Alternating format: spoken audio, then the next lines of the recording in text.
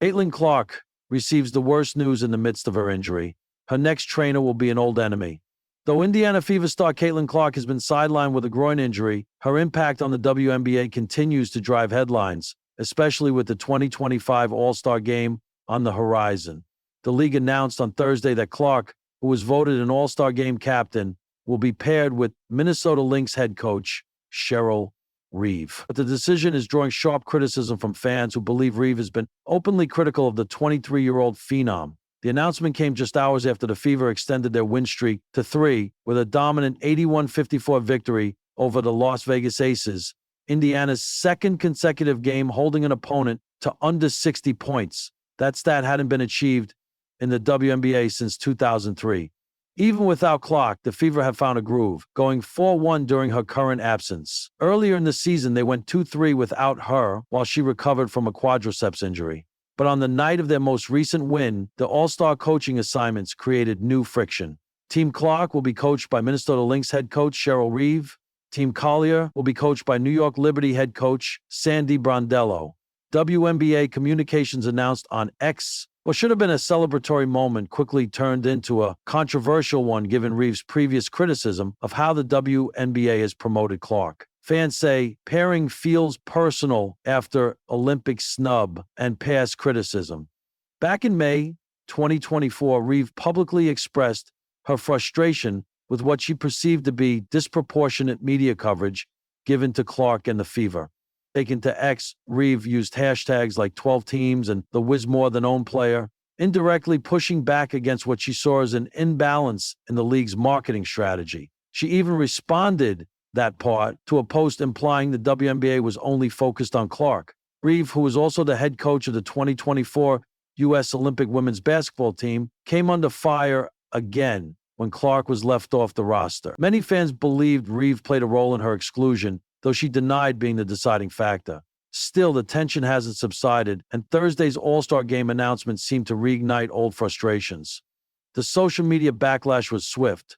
Great. We get CC hater Cheryl Reeve, the same coach too stupid to put her on the Olympic team, one fan posted.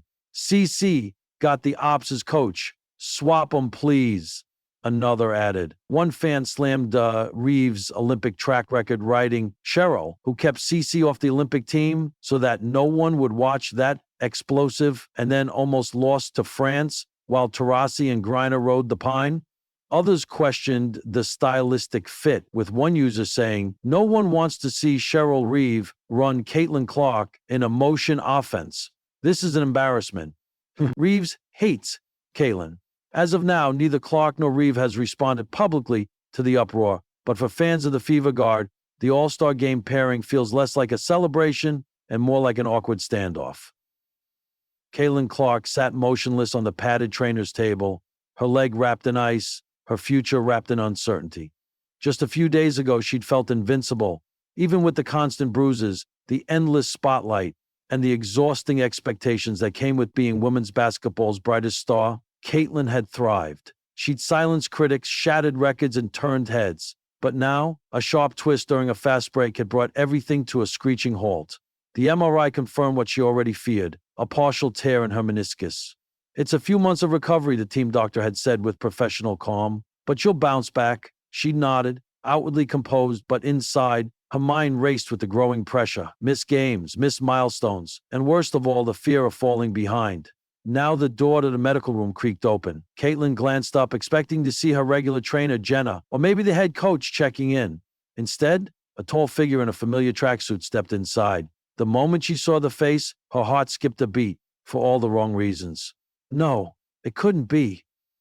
Clark, the woman said with a small smirk. Looks like we're going to be spending some time together. Tessa Rowland.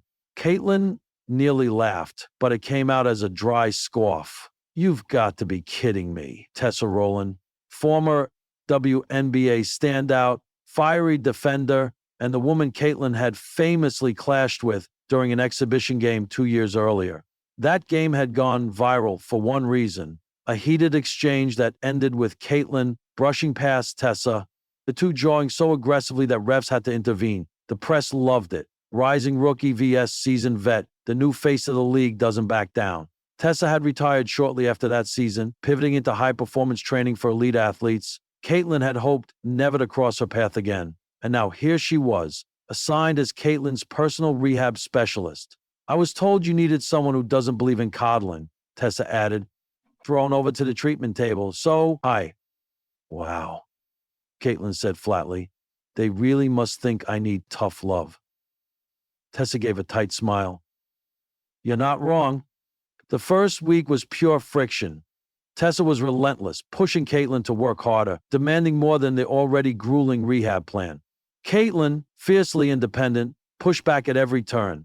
Their sessions were a tennis match of sarcasm and side-eye.